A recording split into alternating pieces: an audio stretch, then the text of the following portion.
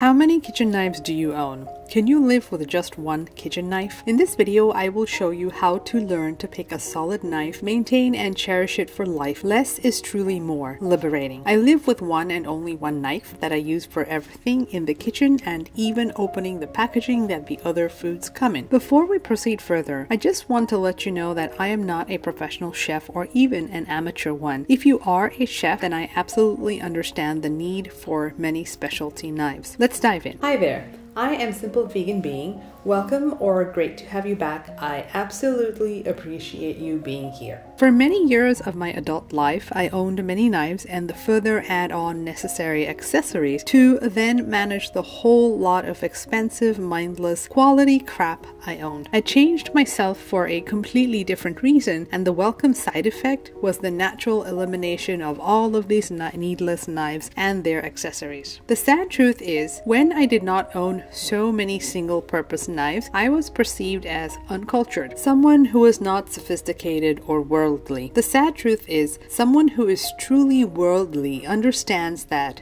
too many material possessions are just chaos, and that there lays within absolute simplicity pure elegance and sophistication. This video is not about going out there and buying yet another knife. This video shares my experience of how I came to live with one and only one knife that makes processing food a joy and a meditative experience. Now I am more mindful of processing my food. I enjoy eating what I make, as the cutting of the food is so critical to the taste, texture, and visual presentation of the food I eat. Nothing I cut is from anyone with eyes or a mother. There is this harmonious flow of motion from myself to the knife to the plant I handle. Point 1. Understand quality over quantity. A good quality knife is priceless. A true good knife is simple in design, easy to clean and maintain, and most importantly, it is only through pure simplicity in design can you truly get a multi-purpose tool. Be curious, learn more about the knife you would like to buy, watch videos on it, learn about knives in general, educate yourself by reading about how to use the knife first, then perhaps look into buying it. I highly recommend first getting some basic, accurate information, then going and acting if need be. This is the modus operandus I follow for myself in life. Before diving into what this knife is, I used to own a chef's knife, paring knife, bread knife, butter knives, multiple cheese knives, fillet knife, carving knife, steak knives, peeling knife, and many more. For someone like me who is not a chef or a knife specialist, but just your average gal who loves to make good food nice and easy, I got overwhelmed by the number of knives I had, the knife blocks I owned to store them, the kitchen knife drawer organizers, or the magnet strip on my wall that was an additional quote-unquote efficient storage option. I threw it all out, gave them away on Craigslist that is, and switched to a single simple Sontoku cleaver. This knife here is a Baccarat Japanese Damashiro steel blade knife that is a Sontoku and cleaver combo. In the next point, I will discuss why I picked a Sontoku cleaver combo and an additional critical point on how to pick a knife that actually suits you, the person who wields her, with kindness and respect. Continuing with this point on understanding quality over quantity, according to Damashiro's website, this knife is crafted from Japanese steel influenced by Damascus blades inspired by traditional Japanese craftsmen and samurai sword makers. Ice hardened, ensuring exceptional blade strength and durability, capable of being honed to a sharp and resilient edge, engineered and tested to meet Rockwell 53 specification, guaranteeing optimum performance. I do not know what Rockwell 53 specification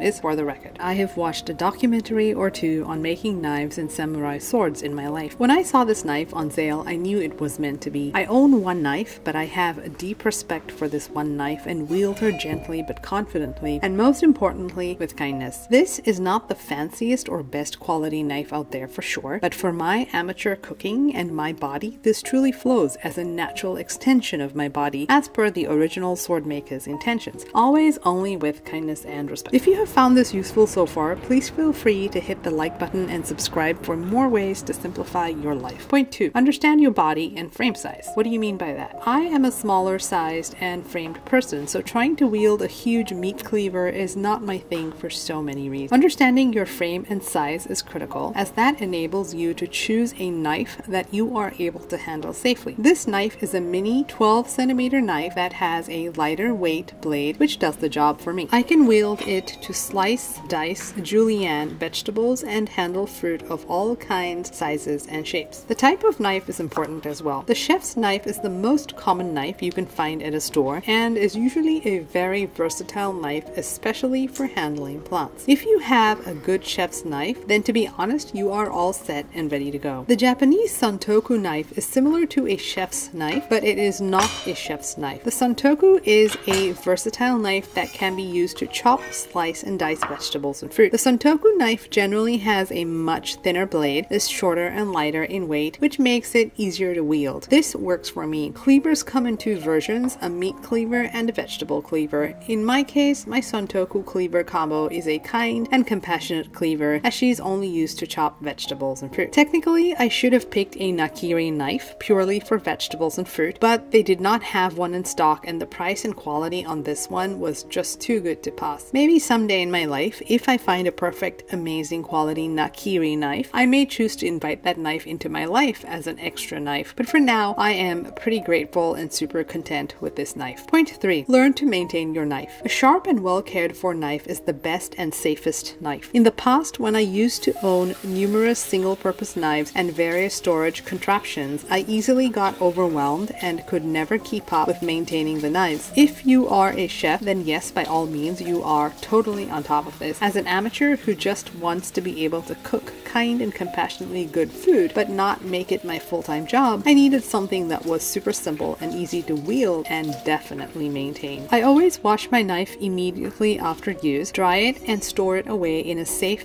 and designated spot in the kitchen out of harm's way. To sharpen the knife, for now I am using this simple IKEA knife sharpening tool. I unfortunately do not know how to use a knife sharpening stone or a knife sharpening steel. However, I do plan to move to a knife sharpening stone or knife sharpening steel in the same brand in the future. Part of maintenance is also knowing how to use the knife. I have learned to hold the knife correctly, like so, based on the knife size, length, weight, and blade thickness. Additionally, I have learned to understand the motion for chopping. There is the rocking motion that is classic with the chef's knife and the up and down motion with the nakiri. This knife seems to be more of a up and down motion to get the chopping done. Finally, understanding how to chop vegetables and fruit based on its type is critical, as this involves understanding the vegetable, fruit, its thickness, density, shape, and what cut suits, enhancing the taste profile of the already awesome vegetable or fruit. If you are interested in learning how to slice, dice, julienne,